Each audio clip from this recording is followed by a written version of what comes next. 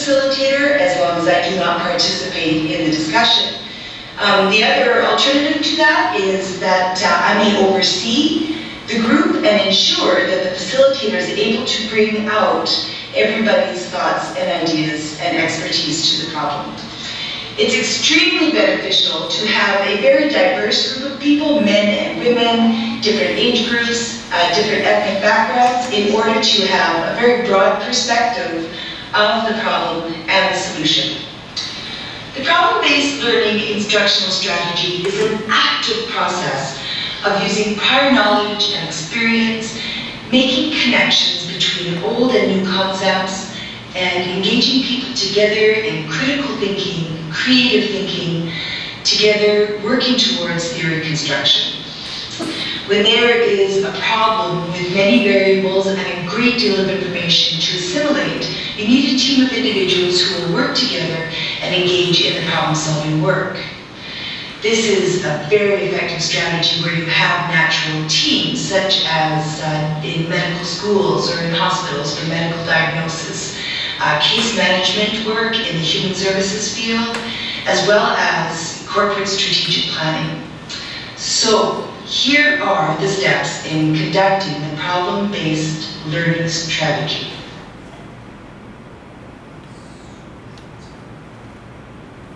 You're now in groups.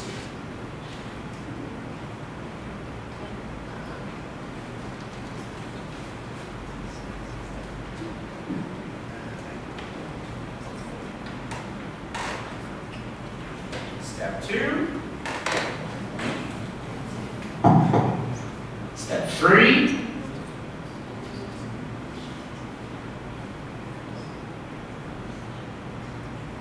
Step 4.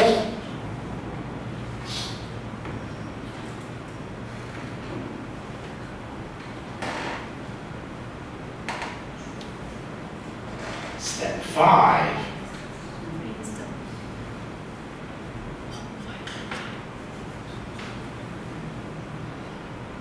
Six.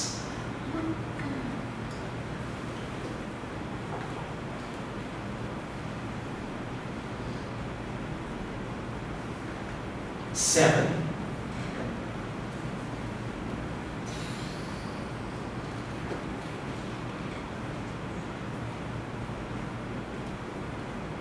8.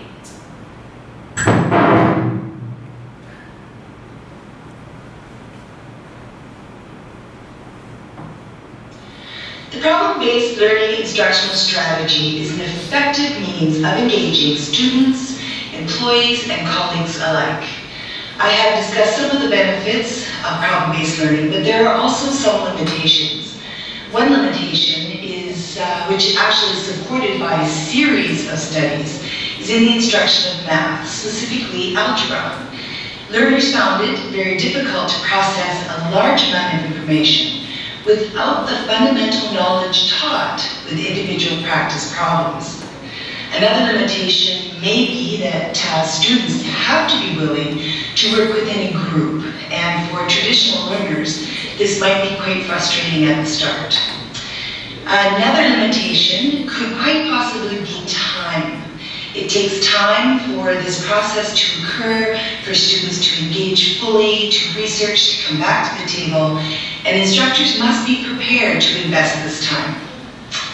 Well, this is the end of the video, and I hope you found the information interesting and positive about making the problem-based learning strategy a part of your repertoire. Okay, now let us refocus on what she has said. We come to this video frame.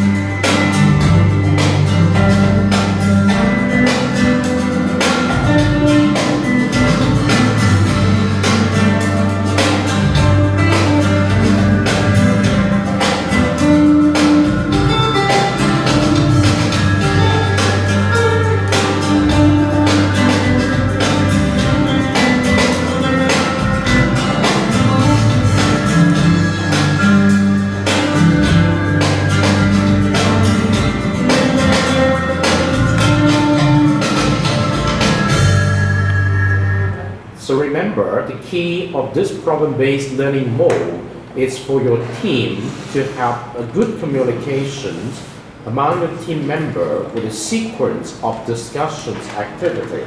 So we start out with individual member being given a chance to share his or her findings towards the problems that has to be solved. And then each time when you come back, you need to learn how to do follow-up among the team members. And then you need to have a sequence of activity. And the sequence of activity, when you record it, it becomes your meeting minutes detail. So every time you come back, you have to follow up with something you left off last time. That's why when you come back on Friday, I'm not here, you may not come into this room, when you go to the learning come there, individual team must put together to follow up with the problems. You need to figure out which problem you need to work with. That's the important part of this learning contract. And then you need to figure out, based on your experience in the second learning contract, in this third learning contract, what you have to do extra. Okay, this is the very interesting thing. And then remember, you have at most 3 weeks time, which this is the first week, okay, and then 2 weeks following. And based on our experience, I'll give you 5 more days, so you can count 4 weeks altogether. We're learning contract number 3. But the last week will be the beginning week of the learning portfolio, okay? The purpose is, after 3 learning contracts, you have enough artifacts to put into your learning portfolio. And that is your showcase of achievement in this course. So, and you must have to experience or work things out. So, in this teamwork is very important. Let me see. Oh, good. I use up to my 5 minutes time. So let me open up the floor and let you ask questions now. If you don't understand anything, you can raise your hand. But remember, we have 3 students who want to share. So Peter, Amelia, and Thomas, we have enough time for you. 15 minutes, 5 minutes for each of you. So which one want to go first? Thomas, you want to go first? Okay, let me give you the mic.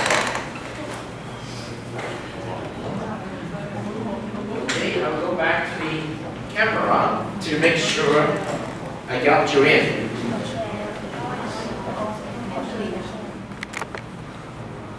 So now we have Thomas, who would like to share with us his finding as of last time.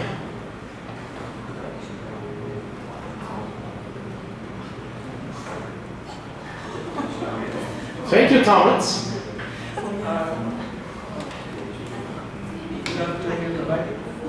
Use the other microphone or the wire one. It's okay. Use the wire one. There is one on the wire. Yes, use the other one. Yes. Just turn on the microphone there. It should be strong enough.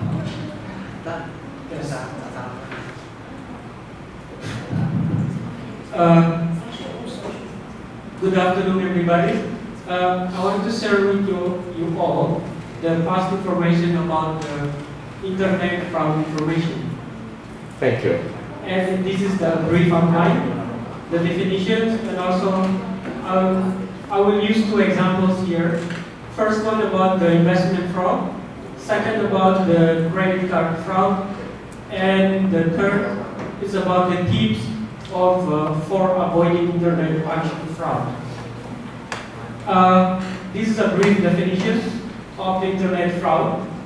It is the use of internet services or software with internet access to defraud victims or to otherwise take advantage of them. And for example, by stealing personal information, which can even lead to identity theft. Right. These are 2 examples of the internet fraud that commonly happens in the world. The first one about the investment fraud. Investment fraud is a deceptive practice in the stock or commodities markets that induces investors to make purchase or sell decisions on the basis of false information, frequently resulting in losses in violation of security laws. And the second one is the credit card fraud. Credit card fraud is a wide-ranging term for fraud committed using credit card or any similar payment mechanism as a fraudulent source of funds in transactions. Right. In these two examples, I think most the clear examples and the real one in the videos that already we watched 2 or 3 of them last week, and the rest of the videos also contain more details. But in here, I want to emphasize about the credit card fraud. It uses a specific item or specific technology called RFID, which means stands for radio frequency identification. Right, RFID, thank you. And here the tips to avoid the internet auction fraud. And here we have more tips on how to avoid the investment fraud. But in here I would choose 6 that the more important one. The first one, just quickly explain, is don't judge a person or a company by their website. And we flash the websites can be set up quickly. It means that they can do quickly. It's good to meet the person, or meet the companies, or see the companies directly before we do the business. And the second part about don't invest in anything you are not absolutely sure about. If you don't really know the companies or the things better, it's better for you not to invest. And the third point about check out other websites regarding this company, which means that we need to find the details about the company. And the fourth one, because it's when responding to special investment offers. And we must truly find out, and we must truly learn the details or know more the details about the companies. And the fifth, because it's when dealing with individuals or companies. And now, as a time, I'll move to another last one. It's about tips for avoiding credit card fraud. And first one is, don't give out your credit card number online unless the site is a secure and registered. Right. And the second one is a physical address. We need to know the physical address of the person that we are dealing with. And the third is about utilizing EMI services where a credit card wasn't required to open an account. Okay. We need to make sure the account is real and it's commonly used. Absolutely. And the fourth one is don't judge a person or company by your website again. And the fifth, make sure that the transaction is secure when you electronically send your credit card number. So you must make sure that the transaction that we do is secure. And the final point is keep a list of your credit cards and account information. So every transaction that you do, make sure that you have the receipts as a record. So in the end, if there is any problem, you can easily look back and solve it. So this is the big short conclusion. Internet fraud is a serious issue, so it is important for us to know before we become victims of internet. Thank you very much, Thomas. Thank you. I think you did a very good job in helping us to understand more about this. So the next person is it Peter or Amelia? Okay, thank you, Peter. Thank you, Thomas, again. Thank you.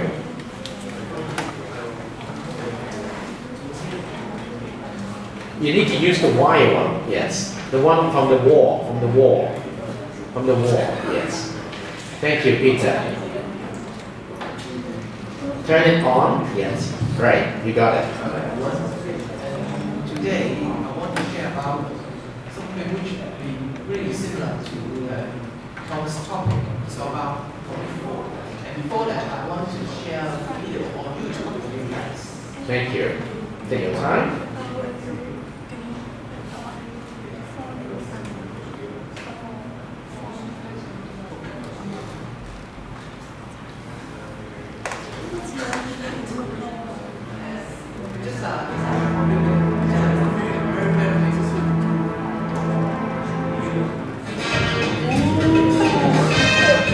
口度。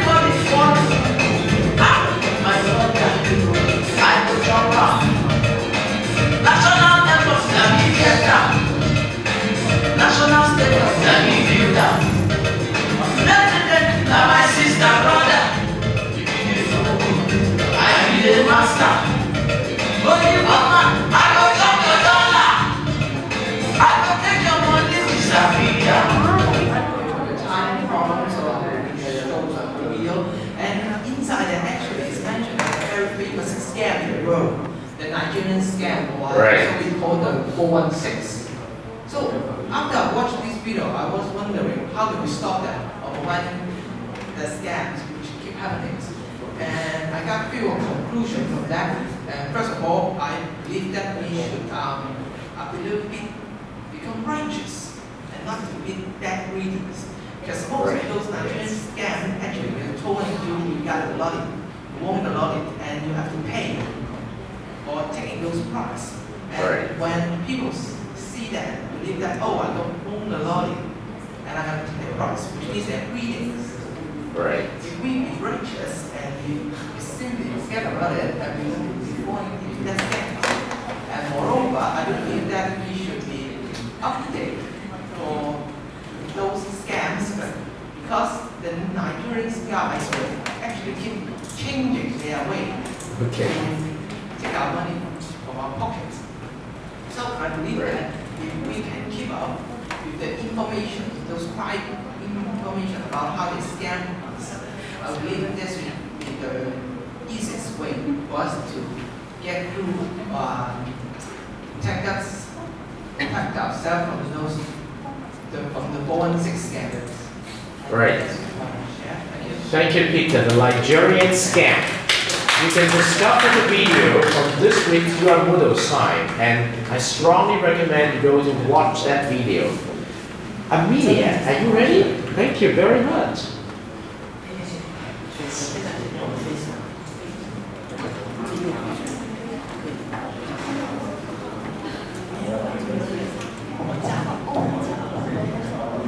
Well, you can use this microphone.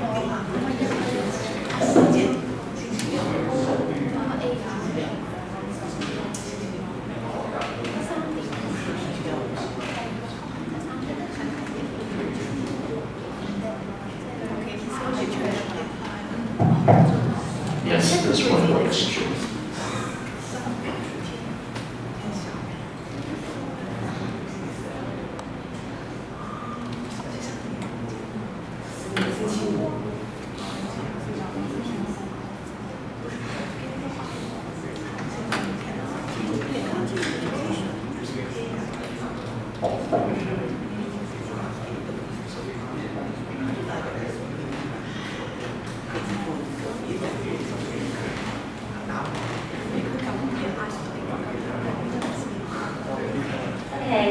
Today I would like to share a topic about technology in education.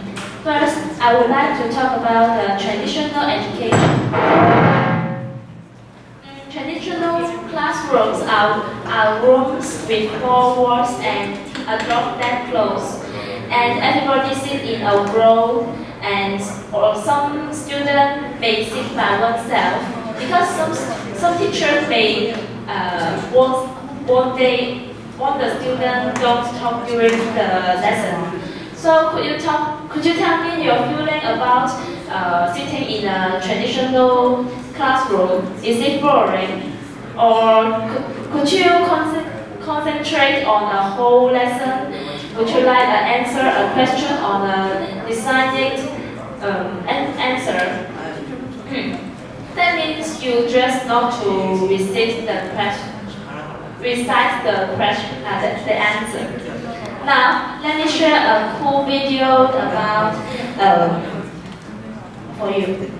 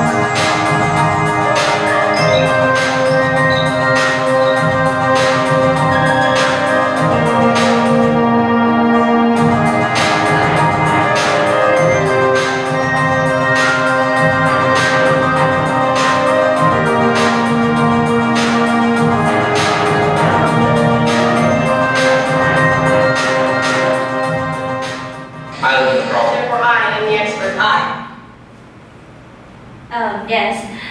What will we need to be successful in nowadays? I think that is collaboration, learn how to cooperate with others, communication, learn to express yourself, and creativity. Think more ideas of the question. We can see there are a lot of technology that students use in the video. Some people may think that is technology switch our off. Actually, I think technology is a great tool to make a lesson more fluent and active. Teachers should help students to think more, not just put a lot of information to them. Their character is as a mentor.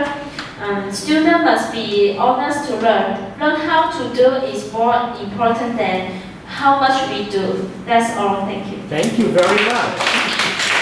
Thank you, Amelia. It's a very interesting video. Make sure you share the video in the public discussion forum of this week, okay? Thank you. It's really excellent that we have 3 students sharing with us. And unfortunately, this Friday, I will not be here. I'm in Hong Kong, entering classrooms of the kids. All right, so in a particular school. So I hope that by individual team, you will gather together during classroom time on Friday to figure out what your problem is and how you're going to get started with next week. Because when we come back next week, remember the new format of this following 3 weeks. You are the host. I am the servant now. I can give you drinks, I can give you snacks, I can help you answer questions, but you are the host in the following 3 weeks, okay? Thank you very much. That's it for today. Thank you. Bring it to us, okay? So that's it for today's CISG 113 Section 1 Information Security and Privacy, day number 14 in week number 8.